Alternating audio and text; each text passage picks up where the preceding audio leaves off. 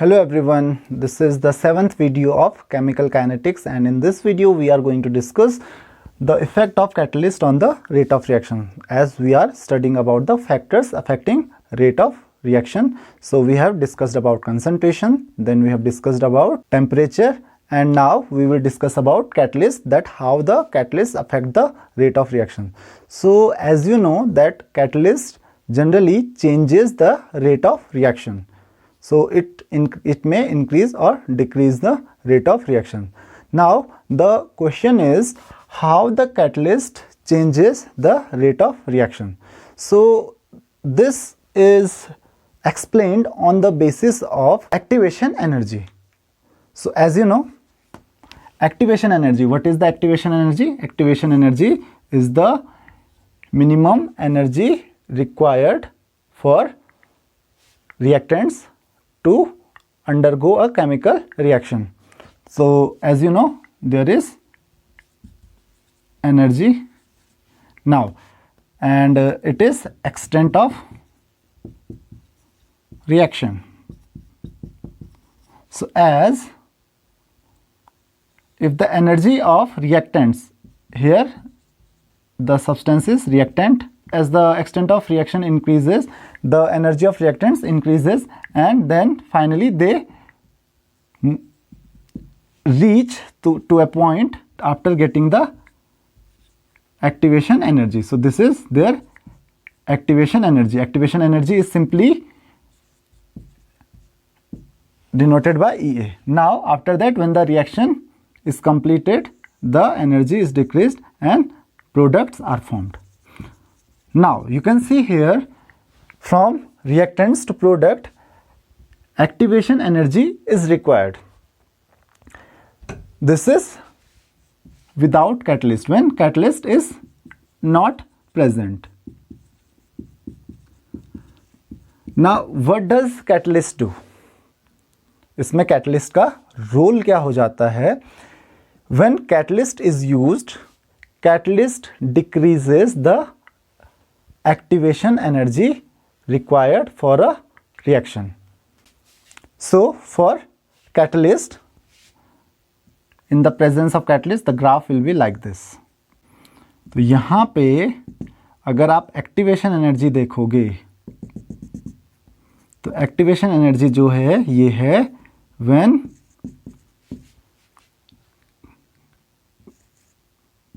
with catalyst. तो इसका मतलब क्या हुआ कि कैटलिस्ट जो है, कैटलिस्ट ने एक्टिवेशन एनर्जी को कम कर दिया, एक्टिवेशन एनर्जी डिक्रीज कर दी. तो अगर आप कोई भी रिएक्शन कैटलिस्ट की प्रेजेंस में करते हो तो जनरली रेट ऑफ रिएक्शन क्या हो जाता है? इंक्रीज हो जाता है. और वो क्यों होता है? क्योंकि कैटलिस्ट एक्टिवेशन एनर्जी को डिक्रीज कर देता है. तो अब क्वेश्चन ये आता है कि अगर कैटलिस्ट एक्टिवेशन एनर्जी को डिक्रीज कर देता है तो उससे रेट ऑफ रिएक्शन पे फर्क क्यों पड़ता है? उससे रेट ऑफ रिएक्शन इंक्रीज क्यों हो जाता है? तो एक सिंपल सी चीज़ है कि पहले एक्टिवेशन एनर्जी ज़्यादा थी, इसका मतलब रिएक्टेंट्स को एनर्जी की रिक्वायरमेंट ज़्यादा थी किसी भी रिएक्शन के लिए. तो ऑब्वियसली ज़्यादा एनर्जी आपको बहुत डिफ़िकल्टी से मिलेगी. ज़्यादा एनर्जी गेन करना थोड़ा डिफ़िकल्ट होगा रिएक्टेंट्स के लिए, और ज़्यादा एनर्जी गेन करना अगर डिफ़िकल्ट होगा तो रिएक्शन में भी डिफ़िकल्टी आएगी. तो रिएक्शन क्या होगी? धीरे से होगी, स्लोली होगी.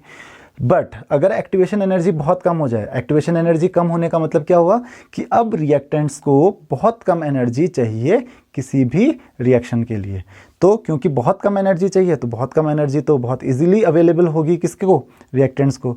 और जब वो एनर्जी बहुत इजीली अवेलेबल होगी तो रिएक्शन भी फास्ट हो जाएगी. तो इसीलिए जनरली जो कैटलिस्ट होते हैं वो रेट ऑफ रिएक्शन को एनहेंस कर देते हैं, इंक्रीज कर देते हैं. तो ये था रीज़न कि क्यों इंक्रीज हो जाती है कोई भी रिएक्शन.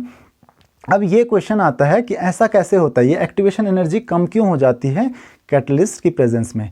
तो जनरली आपको पता है कि जो कैटलिस्ट होते हैं वो रिएक्टेंट्स के साथ कुछ इंटरमीडिएट प्रोडक्ट्स फॉर्म करते हैं. तो इसीलिए उनके लिए एक्टिवेशन एनर्जी जो होती है वो बहुत कम होती है. तो इस चैप्टर का लास्ट टॉपिक है collision theory of molecules. Collision theory of molecules ये कहती है कि जब भी कोई केमिकल रिएक्शन होती है, तो आप जानते हैं कि जब भी कोई केमिकल रिएक्शन होती है तो उसके लिए कुछ एनर्जी की रिक्वायरमेंट होती है जिसको आप बोलते हो एक्टिवेशन एनर्जी। तो और जो टोटल एनर्जी होनी चाहिए रिएक्टेंट मॉलिक्यूल्स की फॉर अ केमिकल रिएक्शन, उसको हम लोग बोलते हैं थ्रेशोल्ड एनर्जी। तो थ्रेशोल्ड एनर्जी तक पहुंचने के लिए कुछ एनर्जी तो रिएक्टेंट मॉलिक्यूल्स के पास पहले से ही होती है और कुछ और एनर्जी इनको चाहिए होती है।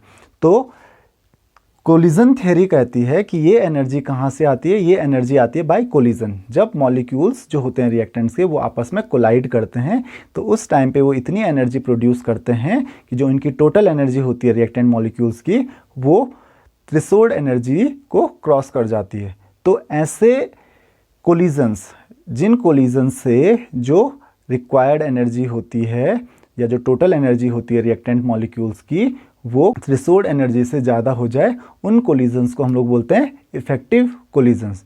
तो किसी भी रिएक्शन के होने के लिए इफेक्टिव कोलिजन का होना जरूरी है, क्योंकि अगर वो इफेक्टिव कोलिजन नहीं हुआ मतलब कि जो वो एनर्जी प्रोड्यूस कर रहा है कोलिजन के टाइम पे वो एनर्जी बहुत कम है और वो इतनी नहीं है कि उससे रिएक्शन हो पाए, तो उस कोलिजन का कोई फ़ायदा नहीं होगा। अब इससे हमको एक फॉर्मूला मिलता है रेट ऑफ रिएक्शन के लिए। रेट ऑफ रिएक्शन का जो फॉर्मूला होता है यहाँ से वो होता है Z e⁻⁻ EA/RT। तो जैसे कि बाकी सिंबल्स के बारे में आप जानते हो, यहाँ पे एक नया फैक्टर जुड़ा है Z को हम लोग बोलते हैं कोलिजन फ्रीक्वेंसी। अब ये कोलिजन फ्रीक्वेंसी क्या होती है? कोलिजन फ्रीक्वेंसी होती है the number of effective collisions पर सेकेंड पर यूनिट वॉल्यूम। किसी भी यूनिट वॉल्यूम में एक सेकेंड में जितने इफेक्टिव कोलिजन्स होते हैं उसी को हम लोग कहते हैं कोलिजन फ्रीक्वेंसी। तो रेट ऑफ रिएक्शन किस चीज़ पे डिपेंड करेगी? कोलिजन फ्रीक्वेंसी पे डिपेंड करेगी।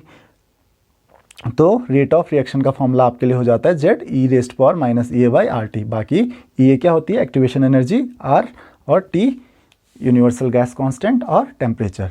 लेकिन हमेशा ये ज़रूरी नहीं है कि अगर कोई इफेक्टिव कोलिजन होता है तो इफेक्टिव कोलिजन के होने पे वो केमिकल रिएक्शन हो। कभी कभी मॉलिक्यूल्स आपस में कोलाइड करके इतनी एनर्जी तो प्रोड्यूस कर सकते हैं कि वो काफ़ी हो रिएक्शन के होने के लिए, बट फिर भी हो सकता है कि वो रिएक्शन उसके बाद भी ना हो।